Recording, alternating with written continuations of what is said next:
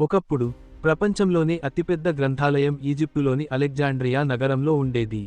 క్రీస్తుపూర్వం 3వ శతాబ్దంలో నిర్మించబడిన అలెగ్జాండ్రియా గ్రంథాలయం జ్ఞాన కేంద్రంగా ఉండేది. ఇందులో 4 లక్షలు కంటే ఎక్కువ పుస్తకాలు మరియు చేతివ్రాత ప్రతులు ఉన్నాయని చెబుతారు. సైన్స్, గణితం, వైద్యం, తత్వశాస్త్రం, ప్రపంచంలోని అన్ని జ్ఞానం అక్కడ నిల్వ చేయబడింది.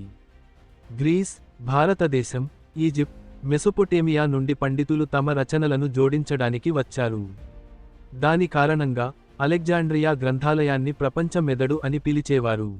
కానీ అయ్యో, శతాబ్దాల క్రితం అగ్నిప్రమాదం సంభవించి లక్షలాది చేతివ్రాత ప్రతులు నాశనమయ్యాయి. ఈ విపత్తుకు అసలు కారణం ఇప్పటికీ ఒక రహస్యం. కొందరు ఇది రోమన్ సైన్యం దాడి ద్వారా ప్రారంభమైందని చెబుతుండగా, మరికొందరు ఇది అంతర్గత విపత్తు అని అంటున్నారు. ఆ అగ్నితో మానవ చరిత్ర యొక్క అమర జ్ఞానం శాశ్వతంగా కోల్పోయింది. పుస్తకాల కాపీలు కూడా లేకుండా పోయాయి.